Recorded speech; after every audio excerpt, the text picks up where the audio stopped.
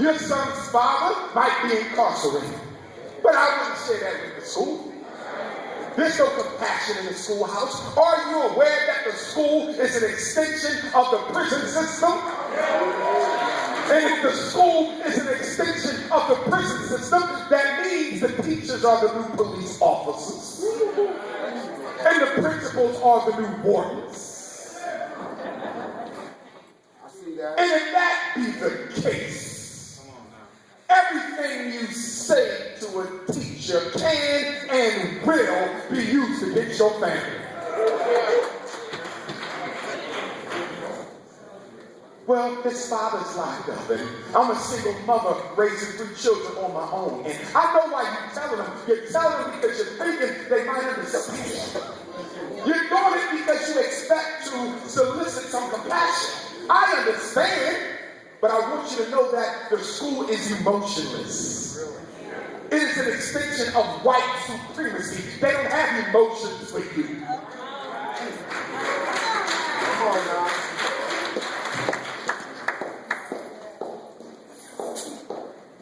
So the fact that you told that teacher that the father was in jail and you were a single mother raising 3 children, you just gave her the weapon she needed to hang you with. So if she's a single mother, that means she can't afford to keep coming up here to pick up Rashid. So we're going to call her every single day and make her take off of work every single day. And so now you're telling the principal more of your business, which is my boss said. If I continue to take off of work, if I continue to have these extended lunch breaks, I might lose my job. You just gave them another weapon. So then they say, oh, Mrs. Williams, I'm so sorry to hear that. And I would hate to see you lose your job. So I think you might have to consider putting Rashid on some medication. It's what's best for all of us. Him, the school, and your income. And so now a black mother who don't even want their child on drugs has no choice to do it. Because you got to choose between your family being homeless or your son being addicted to crack for children. You keep your family business to yourself. All right. And stop getting the child tested for ADHD if you don't believe in medicine. Listen to me. The only reason they want you to get your child tested for ADHD is once the diagnosis is on paper. Once it's on paper, you're giving them another weapon because now your son has a so-called diagnosed medical problem that requires medication that the parents don't want to give them. So do you know what the next step is? The next step is to pick up the phone and call Youth and Family Services. We have a child in our school who has ADHD, a made-up disorder that can't even be proven to exist. I'm going to say it again. A made-up disorder that can't even be proven to exist. You say, well, I don't believe you. I've never heard any other psychologist say such things. Not even the black ones. That's because they don't work for themselves and I do. That's why you never heard it. Teach. But in case you need any more evidence, let me give it to you right now. Let me read you the diagnosis of ADHD. This is what we use to diagnose this nonsense. Number 1, fails to give close attention to detail. Has difficulty sustaining attention. Does not listen when spoken to directly.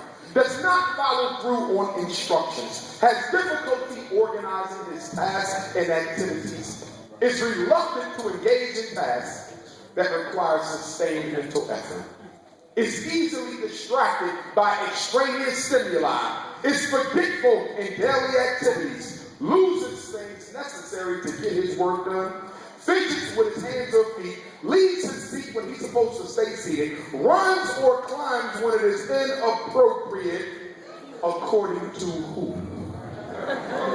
is often on the go, talks excessively, blurts out answers, has difficulty waiting his time, and the last one is, has difficulty playing quietly.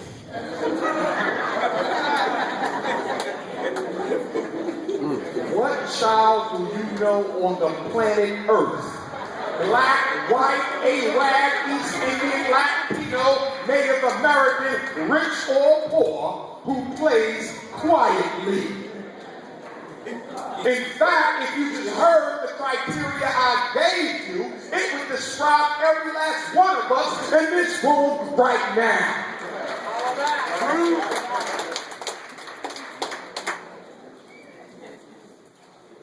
ADHD is not attention deficit hyperactivity disorder. It's ain't no daddy at home disorder. That's all it has ever been.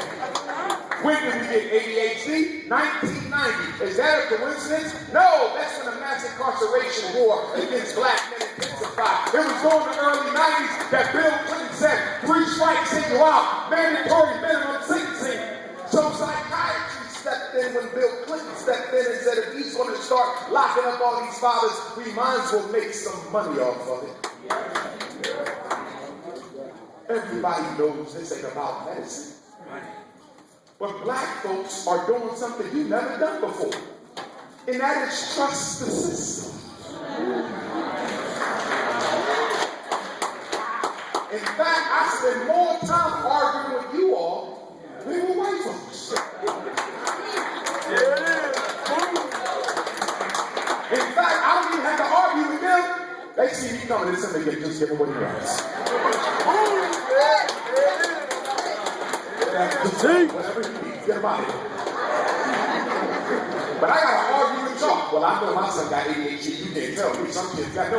You're just lazy and don't want to do your job, and you never taught that child discipline, and you won't turn off the TV and take the cell phone and take the Xbox and the laptop and put the and make it back. That's the problem.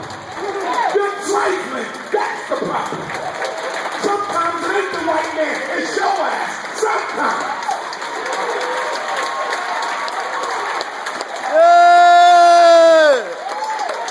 See, it's one thing to talk about white folks, but what about Negroism? Good old-fashioned Negroism.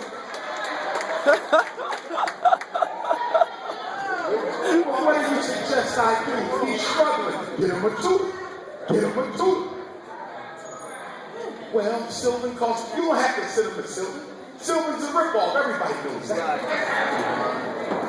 All these retired teachers we got, go get one of them to work with your child.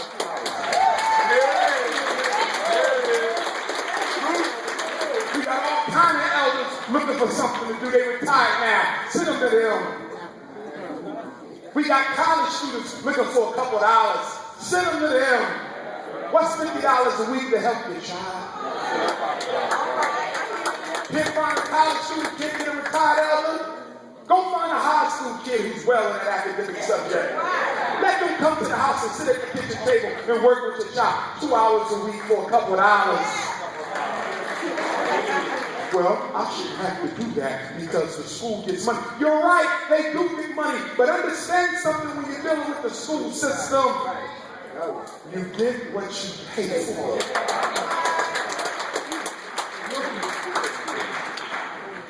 If it were me, I would never let the school provide no tutoring for my child. Well, why not, Dr. Johnson? They get Title I money. I'm going to tell you why. Because they will use the tutoring to strengthen their argument that your child needs special ed. Let me tell you what they do. They will give your child tutoring for a market period. The market period is they bring you back in for a meeting. And they say, well, listen, we've been working with him all through this market period, 2 times every afternoon, and he hasn't made any progress. Now, they're lying to you. And one of the biggest problems I have with schools is the same teachers who miseducated the child from 8 to 3. The same teachers that miseducate the child from 8 to 3 will be given the extra money to teach them how to read from 3 to 5. Now, you explain that to me. used to have the same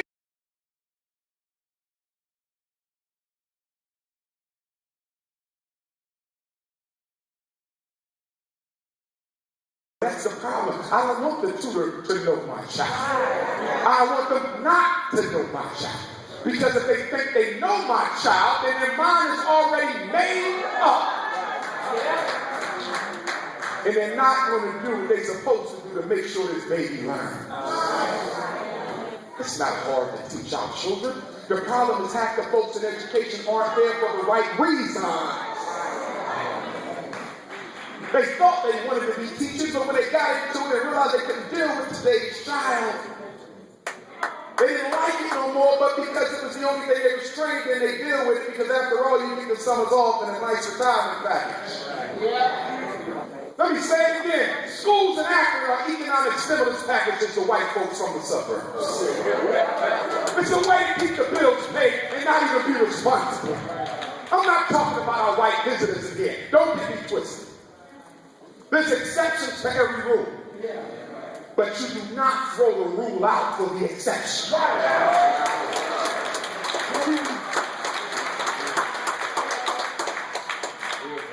The learning discipline.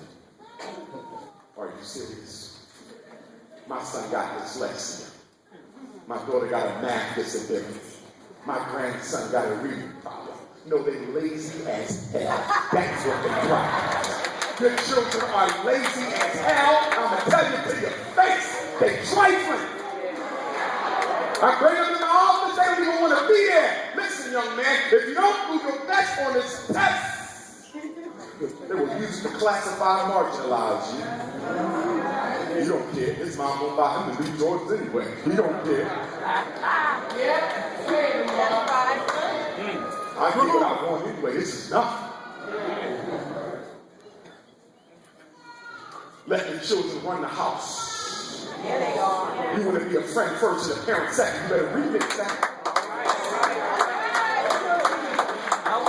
Listen, you are going to spend the time necessary raising those kids, whether you like it or not. You're going to do it now while they're children, or you will have to raise them again as adults when they're in jail. Make up your mind. But you want to put that time in. See, what we do is we like to take breaks from parenting. And we normally take the break between the 12th birthday and the 17th.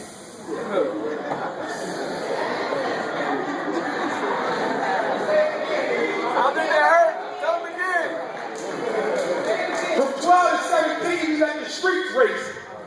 True. And then by the time he's 17 and 18, he done went so far left. But you say, oh my God, the streets is taking my son. And then you try to yank him back. But it ain't working. And so now you got to put your hands on your child every time you talk to him, because you let the streets raise him for 5 years. Yeah. And then he goes to jail, and now you got to spend twice as much money in adulthood as you spend in childhood. Because now you got to raise money for lawyers now. Now you got to sit up in that waiting room at the jail 3 and 4 hours for a 45-minute visit now. You got to buy t-shirts and drawers and socks for commissary, long-distance telephone calls. Because you took a break from your job. The Bible said it best. Raise a child in the way they should go. And when they grow, they'll never part. But you don't raise them. You let John do it. You don't raise them. LeBron does it on TV. You don't raise it. Weezy and Jay-Z and 50 Cent raises the children. If there was up to me, there would be no televisions in the house. No cable. Now you might keep the screen for when you watch educational DVDs and movies, that's all right. But in terms of cable, you don't need it. Tell me one thing positive they're learning about cable. Your daughters are sitting around watching Basketball Wives. Sitting around watching Scandal. I don't think they heard. Sitting around watching how to commit murder and get away with it. Sitting around. And she's being taught, what does Basketball Wives teach your daughter? What does Scandal teach your daughter? What does how to commit murder and get away with it teach your daughter? What do all the reality reality shows about black women touch our princesses. One simple thing. Nobody wants y'all. Y'all desperate as hell. And you will sleep with anybody for attention.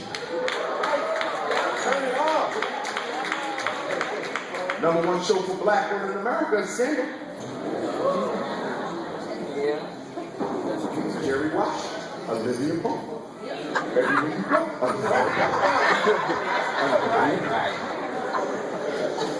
and for the life of me, I'm saying to myself, what is it about this that is so amusing to my sisters?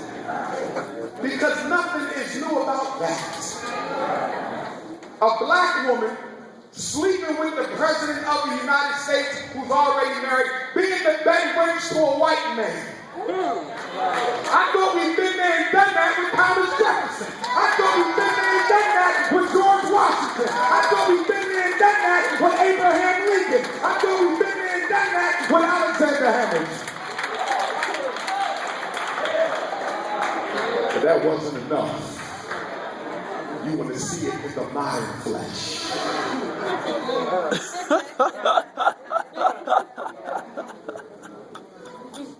Let me explain something to you. There's nothing non-political about television. Every show has a political message. The TV's job is to condition the population into the beliefs that the society and government wants them to have. Let's go back in history. Before Adolf Hitler began the extermination of European Jews, he first had a what? Propaganda campaign against them on the radio and the newspaper and the television, decasting the image of European Jews. He had to desensitize the German people to the death of European Jews. So once he started killing them in real life, nobody would object. When the Germans controlled the British, when the British had the Chinese study warfare, there's always a propaganda campaign in the media to desensitize the population to the extermination to come. Scandal ain't on TV just to be there. Basketball wives ain't on TV just to be there. These shoot 'em up ghetto flicks that BET keeps showing us, they not there just to be there. America's watching these shows. And they're saying, if this ain't true about black people, then why are they always so eager to participate in the extermination of their own public image? True. If it ain't true, why do they do it? I was at the movies last week because I travel a lot and I'm a movie man and I don't get a chance to go to the movies, so I had a week off, so I went and I saw No Good Deed. And then 2 days later, I went to go see Addicted. And what is going on in these two movies? In one movie, No Good Deed, a black man is going crazy over a white woman.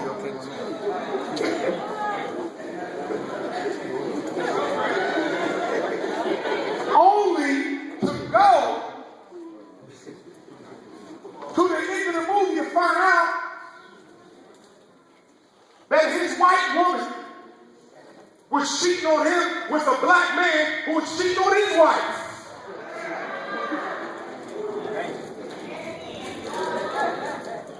Then I said, well, let me go see it. Maybe it's got something a little bit more affirming to the African side of it.